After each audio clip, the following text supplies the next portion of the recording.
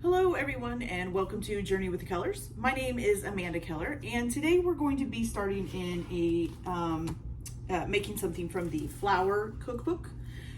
So today's is pretty easy. You don't really have to set too much out, and this of course is a new cookbook and this is our first recipe from it.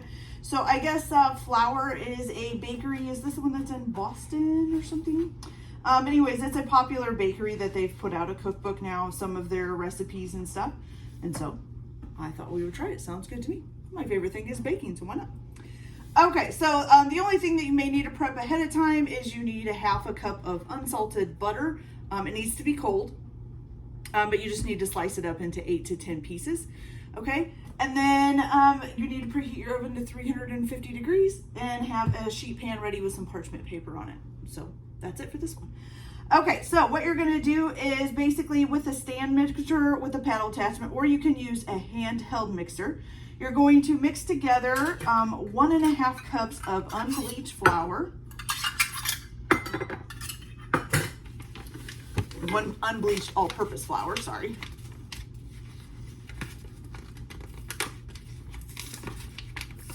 Ooh.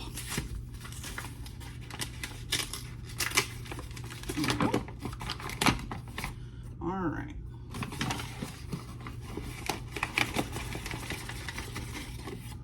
So we got 1 and a half. Okay. Then you're going to need 1 1/4 cup of rolled oats. It says make sure it's not the quick kind or anything. It has to be the old-fashioned.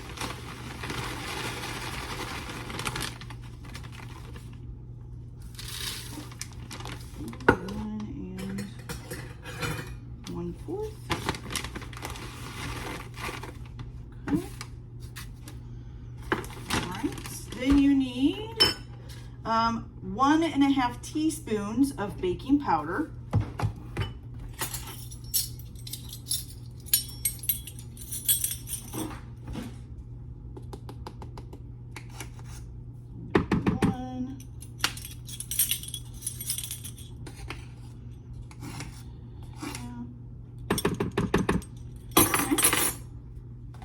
And then 1/4 of a teaspoon of baking soda.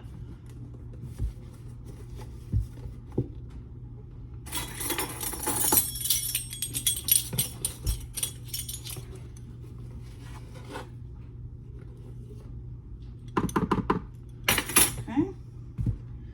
Then you're going to need, what else? Salt, which is going to be 1/4 teaspoon of kosher salt.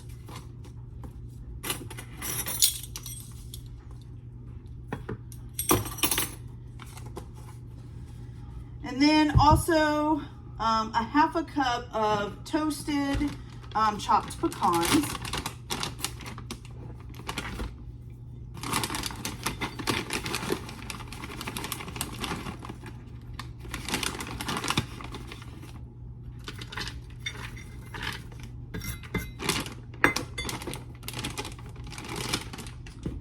And then the last thing for now is some golden raisins, and you're going to need 1/2 cup of those. And get them open.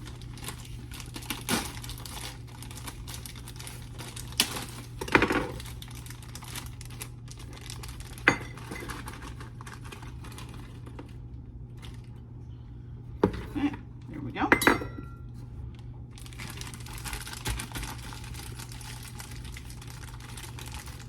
Okay, and you're going to mix this on low speed for about 30 seconds.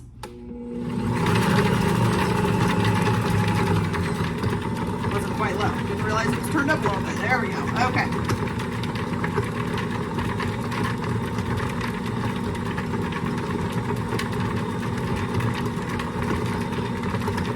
Oh, I'm sorry, for 10 to 15 seconds, not 30 seconds.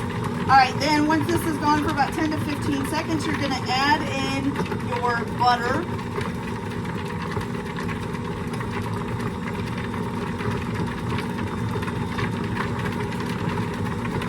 It says to scatter it over the top. I'm just going to put it in as it's still spinning here. You're going to leave it on low.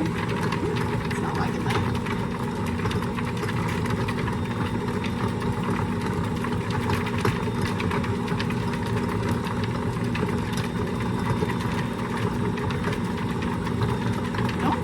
likes cold butter.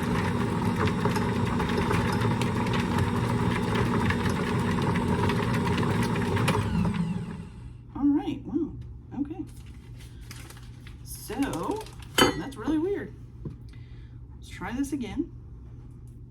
I just got this mixer, so I still have the old one, so if we have to switch, we'll have to switch and see what happens. I think I had heard, though, that somebody had said that this one wasn't as good with cold butter, that your butter needed to be warm, so we may have to use the other mixer. Let's see what happens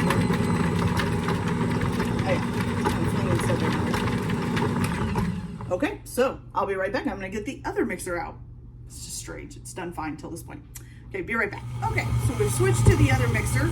The only thing this one's a lot louder, so it's kind of harder to talk over it. But anyway, so you're gonna put the butter thing up on top, and then you're gonna mix it on low speed for about 30 seconds, or until the butter is somewhat broken down and grape-sized pieces are still available, or still visible. Sorry, not available. Okay. Getting there, okay.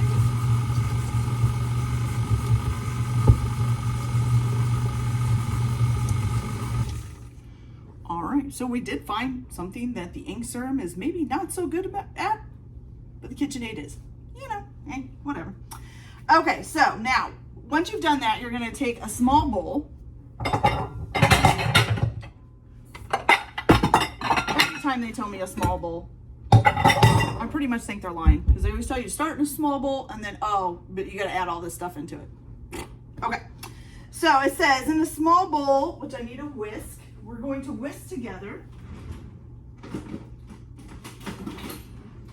Hold on.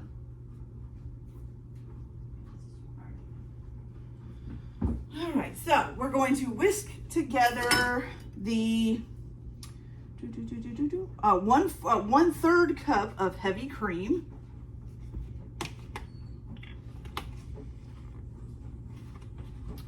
Maybe. There we go. So 1/3 of a cup. Voila. Okay, and then you're also going to mix together with this 1/2 cup of maple syrup.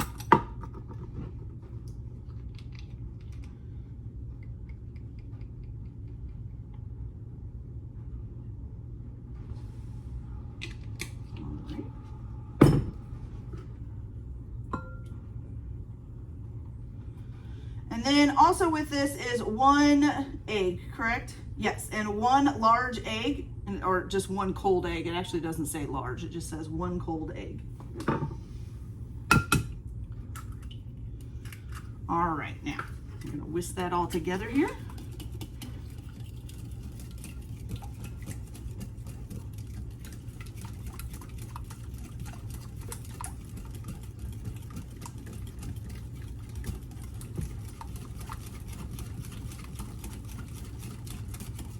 All right, and then you're going to put your stand mixer back on low, and you're going to pour this in there.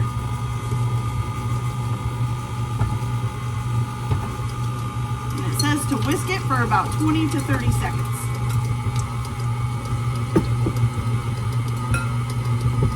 And just until the dough comes together. Just a little bit of dry stuff on the bottom there, you can see. Why I don't like the KitchenAid, it bounces everywhere. Okay, that looks pretty good. All right, so now you're gonna take the bowl from the mixer and you're gonna use a spatula and scrape down all the sides. And make sure that, you know, everything's kind of mixed in. I'm pretty sure there's stuff on the bottom that isn't mixed in.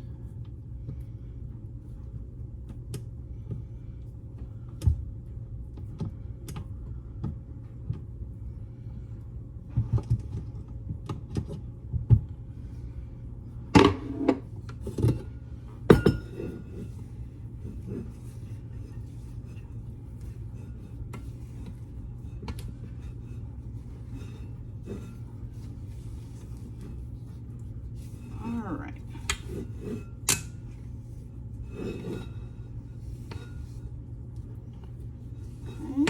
make sure all the dry ingredients are mixed in there. It looks like it. Kind of looks like oatmeal cookies a little bit. Okay. All right, so the next thing that you're going to do is you're going to take a 1/3 dry measuring cup.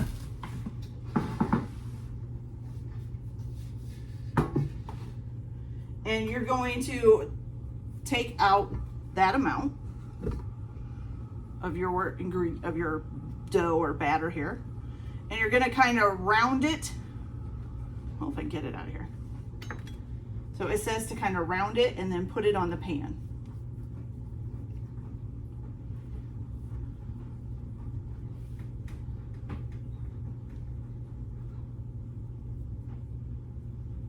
Okay. So do rounded scoops. And it says it should make about 8 scones.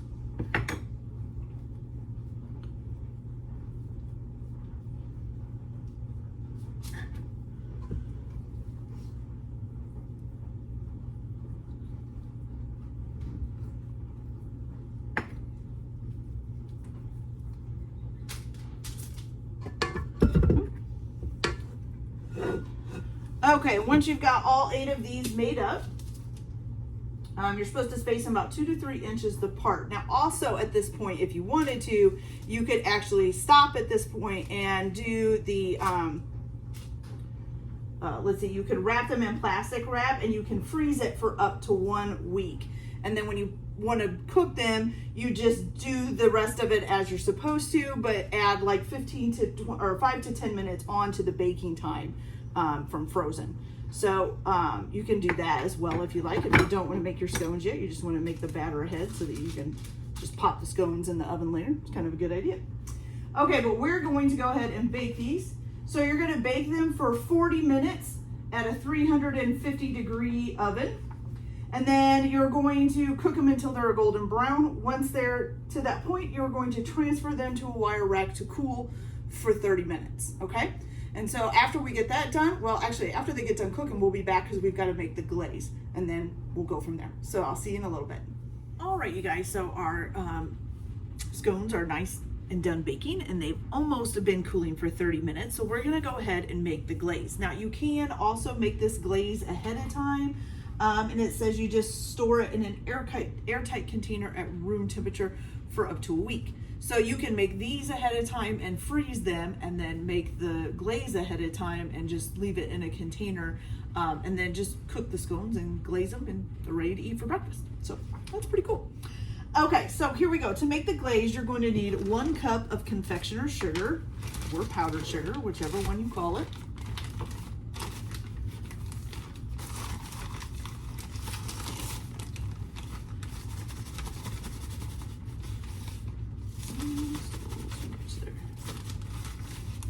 Okay, so 1 cup of confectioner's sugar. And then you're also going to need, oh, we just need tablespoons, 3 tablespoons of syrup, maple syrup again. So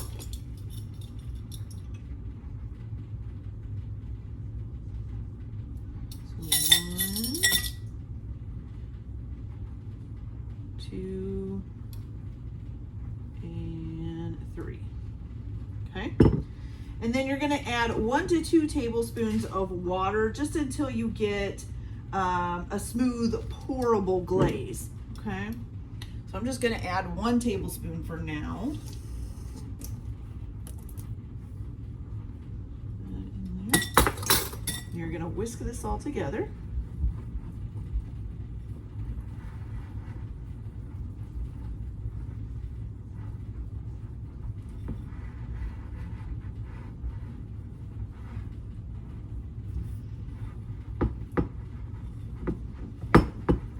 Definitely going to get at least another tablespoon here.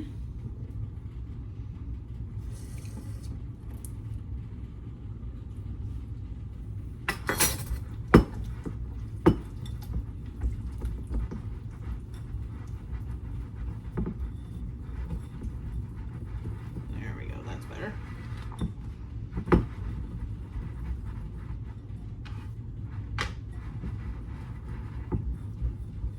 Okay. There we All right, and so now that it's been, has it been 30 minutes? Yeah, it's been 30 minutes and they've been cooling. So you're going to just go ahead and take the glaze and you're going to brush the top evenly with the glaze.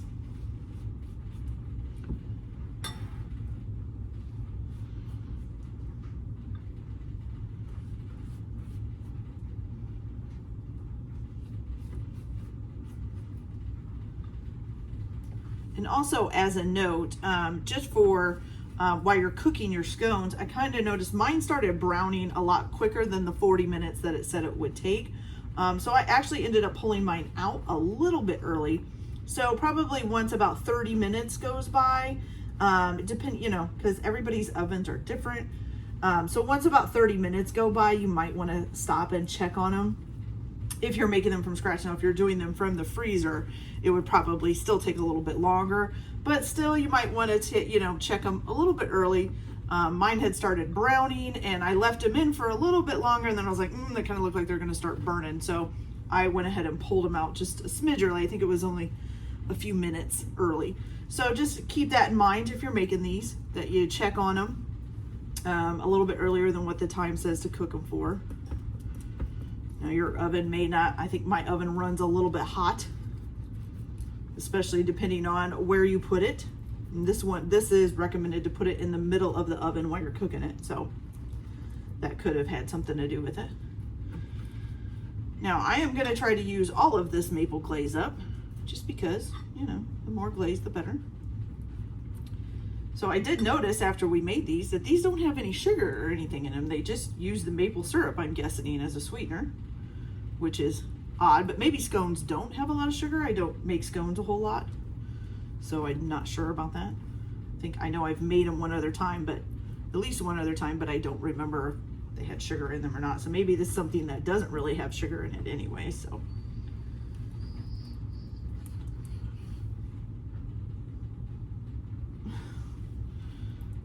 My puppy and my kitten are over there wrestling, and the kitten, I think, just clawed the puppy.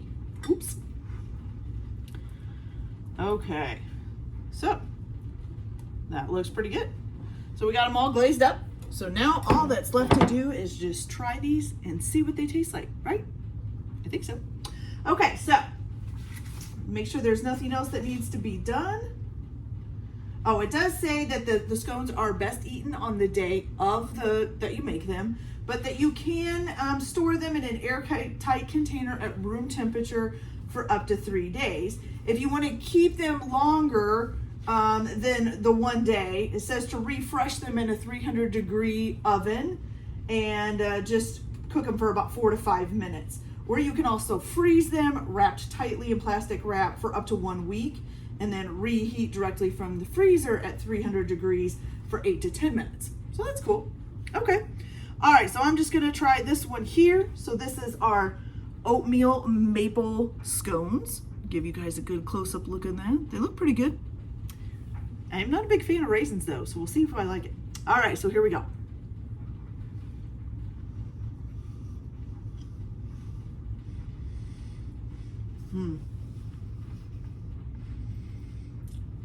Okay. It's not bad. The glaze is really good, but I think the scone itself is a little bit dry. I don't know if that was how it's supposed to be. Maybe scones are a little bit dry. Maybe I'm just not a big scone fan, but it seems a little bit dry to me.